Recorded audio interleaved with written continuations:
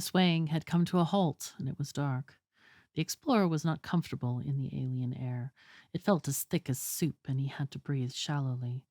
Even so, he reached out in a sudden need for company. The merchant was warm to the touch. His breathing was rough. He moved in an occasional spasm and was obviously asleep. The explorer hesitated and decided not to wake him. It would serve no real purpose. There would be no rescue, of course. That was the penalty paid for the high profits which unrestrained competition could lead to. The merchant who opened a new planet would have a 10-year monopoly of its trade, which he might hug to himself, or, more likely, rent to all the comers at a stiff price. It followed that planets were searched for in secrecy and preferably away from the usual trade routes. In a case such as theirs, then, there was little or no chance that another ship would come within range of their subetherics, except for the most improbable of coincidences. Even if they were in their ship, that is, rather than in this cage. The explorer grasped the thick bars. Even if they blasted those away, as they could, they would be stuck too high in open air for leaping. It was too bad. They had landed twice before in this scout ship. They had established contact with the natives, who were grotesquely huge, but mild and unaggressive. It was obvious they had once owned a flourishing technology, but hadn't faced up to the consequences of such a technology. It would have been a wonderful market. And it was a tremendous world. The merchant, especially, had been taken aback.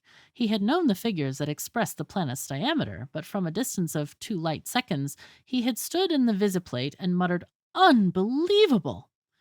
"Oh, there are larger worlds," the explorer said.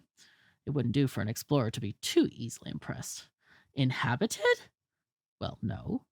Why, you could drop your planet into that large ocean and drown it." The explorer smiled. It was a gentle dig at his Arcturian homeland, which was smaller than most planets. He said, "Not quite." The merchant followed along the line of his thoughts. "And the inhabitants are large in proportion to their world?" He sounded as though the news struck him less favorably now. "Nearly 10 times our height."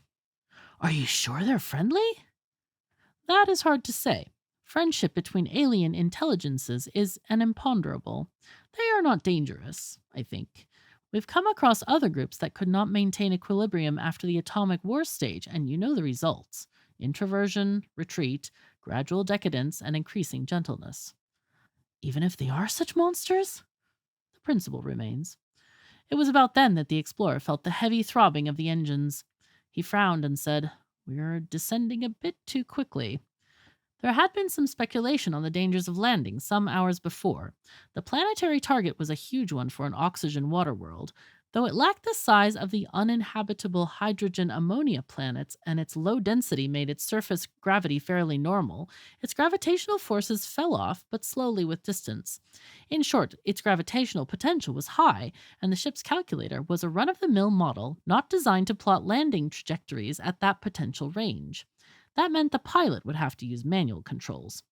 It would have been wiser to install a more high powered model, but that would have meant a trip to some outpost of civilization, lost time, and perhaps a lost secret. The merchant demanded an immediate landing.